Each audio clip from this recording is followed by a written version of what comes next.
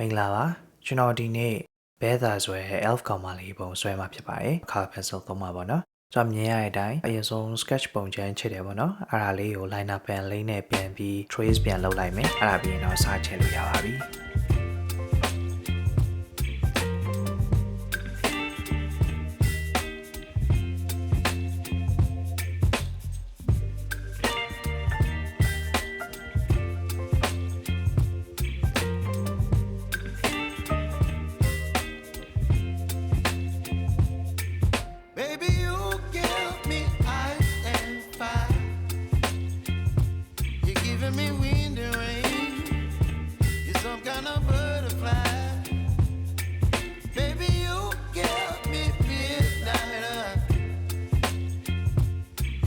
My appetite,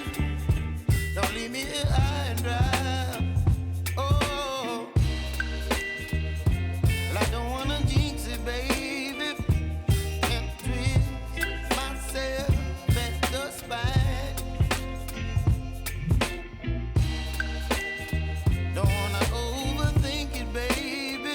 It's just twist your body, your mind. ကဲပုံကတော့ပြီးသွားပါပြီအလုပ်တစ်ဖက်နဲ့ဆိုတာ2ရက်3ရက်လောက်ချိန်ပေးဆွဲလိုက်ရပြီပေါ့နော်ဒါလေးကတော့ result လေးပါ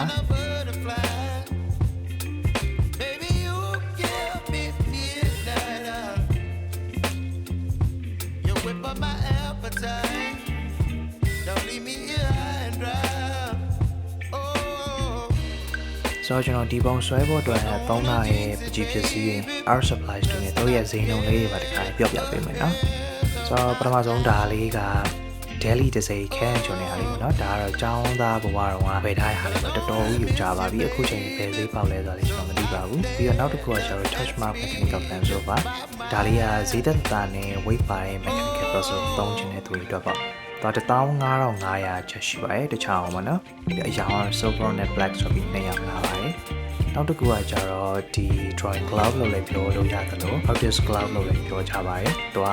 Capomeia မျိုးရင်မဖြစ်အောင်လက်မပေးရပါတော့ပြောရမယ်ဆိုရင်အဲ့အတွက်သုံးရပါတယ်ပြီးတော့ဒီကောင် digital တော့လည်းသုံးရပါတယ်သူမှာ anti touch လေးရောလည်းပါတယ်ပေါ့နော်ပြီးတော့ size ကတော့ medium နဲ့ large ဆိုပြီး2မျိုးရှိပါတယ် drawing glove တစ်ခု9000ပါပြီးတော့ရင်တော့ main subject ပေါ့နော် color pencils ကျွန်တော်သုံးထားတဲ့ professional 160 color set ပါ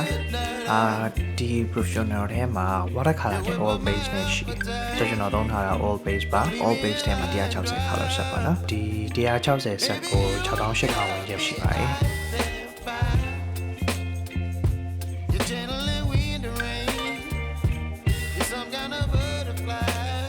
ဆိုတော့ဒီ160 color set ထဲမှာပါရအောင်လေးပြပေးမယ်ဒါအနီအဝါစိမ့်တွေဒါပြပဲဒါလေးအစိမ့်နဲ့အသားရအောင်ပန်းအောင်လေးပါနော်ဒါတော့ brown နဲ့ black တွေပါပြီးတော့ဒီထဲမှာကျဖြူနေပြီးတော့တချို့ gray ရယ်ပြီးတော့ shimmer metallic color လေးပါပါတယ်အဲ့ဒါပြီးတော့ရင်တော့ကျွန်တော်သုံးထားတဲ့ liner pen ရယ် highlight for white gel pen လေးပါနော်ဒါ liner pen ကိုကျွန်တော် micron သုံးပါတယ်ဒီကောင်က waterproof တွေပါပြီးရင်အရာကဒီကောင်တွေက black ပေါ့နော်အဲ့ဒါသူ့မှာစီးဖြာနဲ့ gray color tone တွေလည်းရှိပါသေးတယ်တစ်ချောင်းကို4500ပါ micro chocolate pencil တော့တစ်ချောင်း2000ပါအဲ့ပြီးရင် highlight ပေါ်ကိုအဓိကသုံးနေတာတော့ဒီ